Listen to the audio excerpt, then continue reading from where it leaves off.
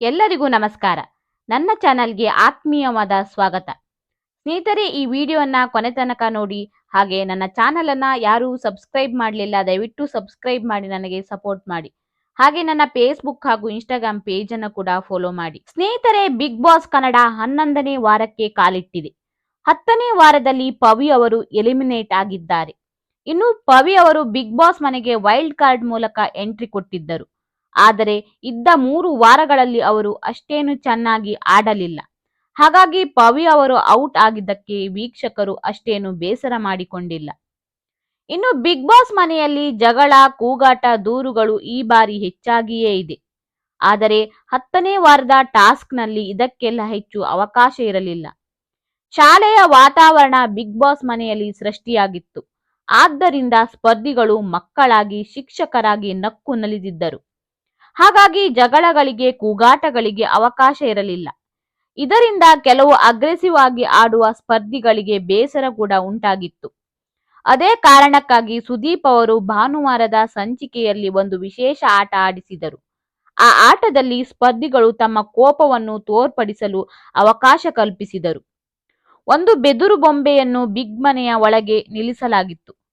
ಸ್ಪರ್ಧಿಗಳು ಅದರ ಮೇಲೆ ಮಡಿಕೆಯನ್ನು ಹಾಕಿ ತಮಗೆ ಯಾವ ಸ್ಪರ್ಧಿಯ ಮೇಲೆ ಕೋಪವಿದೆ ಎಂದು ಕಾರಣ ಹೇಳಿ ಆ ಸ್ಪರ್ಧಿಯ ಭಾವಚಿತ್ರವನ್ನು ಮಡಿಕೆಗೆ ಅಂಟಿಸಿ ಮಡಿಕೆಯನ್ನು ಒಡೆಯಬೇಕಿತ್ತು.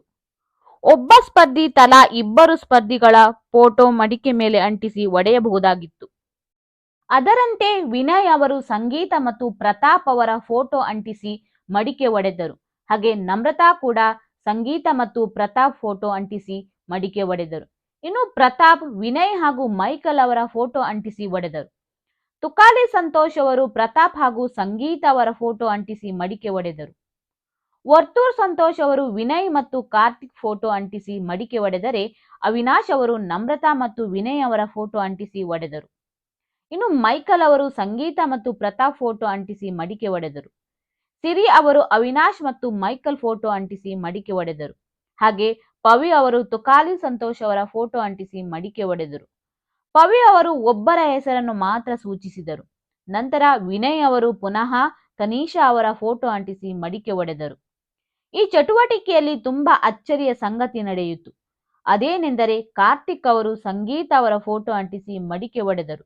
ಇದು ಮನೆ ಮಂದಿಗೆಲ್ಲ ಶಾಕಿಂಗ್ ಆಗಿತ್ತು. ಹೌದು, ಸಂಗೀತ ಮತ್ತು ಕಾರ್ತಿಕ್ ನಡುವೆ ಬಿಗ್ ಬಾಸ್ ಆರಂಭದ ದಿನಗಳಿಂದಲೂ ಉತ್ತಮ ಬಾಂಧವ್ಯ ಬೆಳೆದಿತ್ತು. ನಂತರದ ಕೆಲವು ದಿನಗಳು ಅವರುಗಳ ನಡುವೆ ಮನಸ್ತಾಪ ಉಂಟಾಗಿ ಬೇರೆಯಾಗಿದ್ದರು.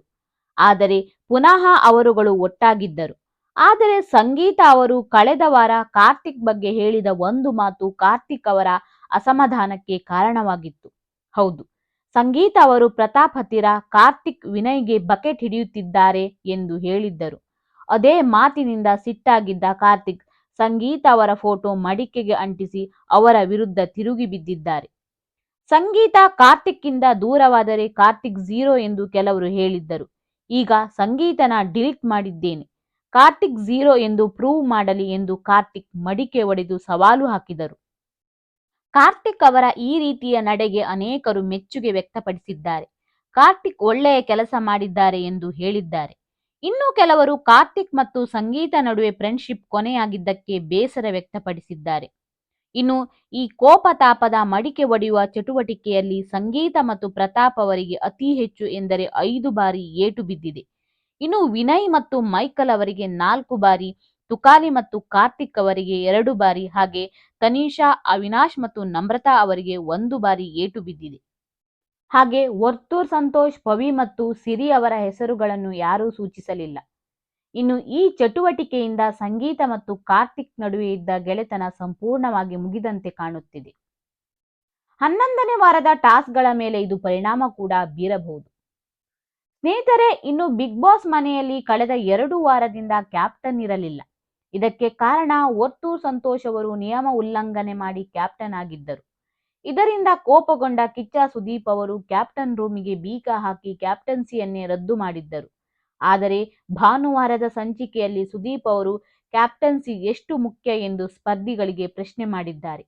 ಆಗ ಸ್ಪರ್ಧಿಗಳು ಮನೆಗೆ ಯಜಮಾನ ಬೇಕೇ ಬೇಕು, ಇಲ್ಲ ಅಂದರೆ ನಿಯಮಗಳ ಉಲ್ಲಂಘನೆ ಆಗುತ್ತದೆ, ಏನು ಮಾಡಬೇಕು ಎಂದು ತಿಳಿಯುವುದಿಲ್ಲ ಎಂದಿದ್ದಾರೆ. ಕ್ಯಾಪ್ಟನ್ಸಿ ಟಾಸ್ಕ್ ಅಥವಾ ಕ್ಯಾಪ್ಟನ್ ಅನ್ನು ಯಾಕೆ ನಿಮಗೆ ಗೌರವಿಸೋಕೆ ಬರೋದಿಲ್ಲ ಎಂದು ಕಿಚ್ಚ ಸುದೀಪ್ ಅವರು ಪುನಃ ಪ್ರಶ್ನೆ ಮಾಡಿದರು. ಇನ್ನು ಸ್ನೇಹಿತ್ ಅವರು ಕ್ಯಾಪ್ಟನ್ ಆಗಿದ್ದಾಗ ಸಂಗೀತ ಅವರು ಸ್ನೇಹಿತ್ ಕ್ಯಾಪ್ಟನ್ಸಿ ಬಗ್ಗೆ ಕೆಟ್ಟದಾಗಿ ಮಾತನಾಡಿದ್ದರು. ಇದರ ಬಗ್ಗೆ ಸುದೀಪ್ ಅವರು ಸಂಗೀತ ಅವರಿಗೆ ಕಿವಿಮಾತು ಹೇಳಿದರು. ಕ್ಯಾಪ್ಟನ್ ಟಾಸ್ಕ್ ಯಾರಿಗೂ ಭಿಕ್ಷೆ ಅಲ್ಲ. ಕ್ಯಾಪ್ಟನ್ ಆದವನು ಪ್ರಯತ್ನಪಟ್ಟು ಸಂಪಾದನೆ ಮಾಡಿದ ಸ್ಥಾನವದು. ಸಾಮರ್ಥ್ಯ ಇದ್ದೇ ಅವರು ಕ್ಯಾಪ್ಟನ್ ಆಗಿರುತ್ತಾರೆ. ಅದಕ್ಕೆ ಗೌರವ ಕೊಡಿ. ನೀವು ಕ್ಯಾಪ್ಟನ್ ಆಗಿಲ್ಲ ಅಂದರೆ ಅದು ನಿಮ್ಮ ಸಾಮರ್ಥ್ಯದ ವಿಷಯ ಎಂದು ಕಿಚ್ಚ ಸುದೀಪ್ ಸ್ಪರ್ಧಿಗಳಿಗೆ ಖಡಕ್ ಆಗಿ ಎಚ್ಚರಿಕೆ ನೀಡಿದರು. ಸ್ನೇಹಿತ್ ಅವರು ಕ್ಯಾಪ್ಟನ್ ಆದ ಸಮಯದಲ್ಲಿ ಪದೇ ಪದೇ ಸಂಗೀತ ಅವರು ಕ್ಯಾಪ್ಟನ್ಸಿ ನಿಮಗೆ ಸಿಕ್ಕ ಭಿಕ್ಷೆ, ಕ್ಯಾಪ್ಟನ್ ಆಗೋಕೆ ಲಾಯಕ್ಕೂ ಇಲ್ಲ ಎಂದು ಹೇಳಿದ್ದರು. ಇದಕ್ಕೆ ಸುದೀಪ್ ಅವರು ಸಂಗೀತಾಗೆ ಪರೋಕ್ಷವಾಗಿ ವಾರ್ನಿಂಗ್ ಕೊಟ್ಟ ಹಾಗೆ ಕಾಣುತ್ತಿದೆ.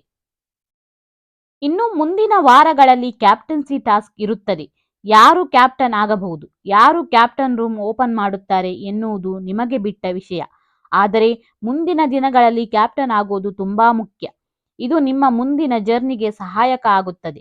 ಯಾರು ಕ್ಯಾಪ್ಟನ್ ರೂಮ್ನ ಬೀಗವನ್ನು ತೆಗೆಯುತ್ತಾರೆ ಎಂದು ನೋಡೋಣ ಎಂದು ಸುದೀಪ್ ಅವರು ಸ್ಪರ್ಧಿಗಳಿಗೆ ಕಿವಿಮಾತು ಹೇಳಿ ಗುಡ್ ನ್ಯೂಸ್ ಕೊಟ್ಟಿದ್ದಾರೆ. ಒಟ್ಟಾರೆ ಈ ವಾರದ ಟಾಸ್ಕ್ಗಳು ಯಾವ ರೀತಿಯಲ್ಲಿ ಇರಲಿದೆ, ಹಾಗೆ ಯಾರು ಬಿಗ್ ಮನೆಯ ಕ್ಯಾಪ್ಟನ್ ಆಗುತ್ತಾರೆ ಎನ್ನುವ ಕುತೂಹಲ ಕಾಡುತ್ತಿದೆ. ಸ್ನೇಹಿತರೆ, ಈ ವಿಡಿಯೋ ಇಷ್ಟ ಆದರೆ ದಯವಿಟ್ಟು ಲೈಕ್ ಮಾಡಿ, ಶೇರ್ ಮಾಡಿ ಮತ್ತೆ ಕಮೆಂಟ್ ಮಾಡಿ.